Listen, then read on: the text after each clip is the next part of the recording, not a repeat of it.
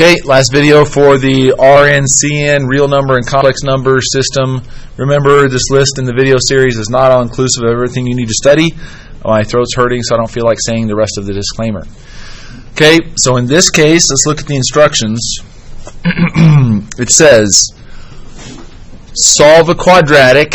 In this case, if you have this standard in the RNCN, you're probably going to be solving and have imaginary numbers to deal with under the radical. Okay?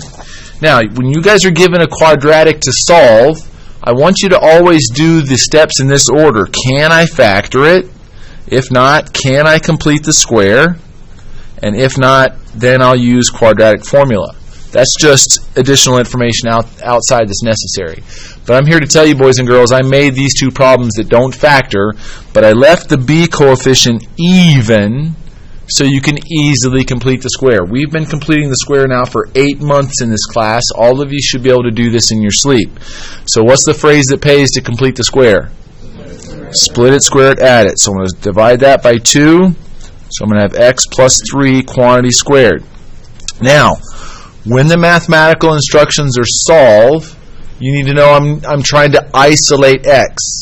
So when you're given a quadratic in this step right here, just go ahead and move that 21 to the other side. It's going to become negative. But now I have to add the 9 to the other side, right? So that's plus 9. Any questions on that? So what's negative 21 plus 9? I don't even know. Is that 12? Is it 12? Is it negative 12? Jeesh. Okay. Now here's a step where a lot of students get lost. We are creating a perfect square trinomial so that we can take the square root of the perfect square. Take the square root of a quantity squared, the x plus 3 just drops out. That's why we're doing this. That's the whole reason. But what's the perfect square that goes into 12? That's right. It's 4 and 3, but what about the negative? It's going to become an I, right? I taught you guys to add a 0 here in front. When you're taking the square root on the right-hand side, you have to do the plus and minus, and this is going to be 2i rad 3. Everybody okay with that step? Last step, yeah, that's right. Subtract the 3 over here. So our answer is negative 3 plus or minus 2i rad 3. The convention is to always put the real part first and then the imaginary part second. Any questions on that one? Okay, let's do the same thing over here real quick. Split it, square it, add it.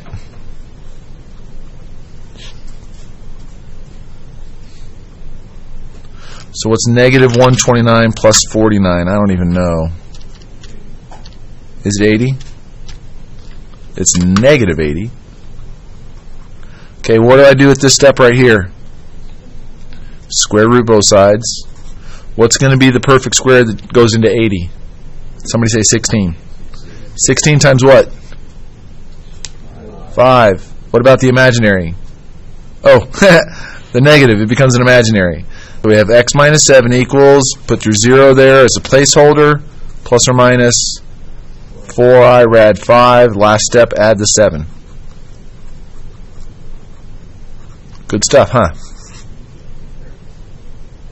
No questions? Questions? No questions?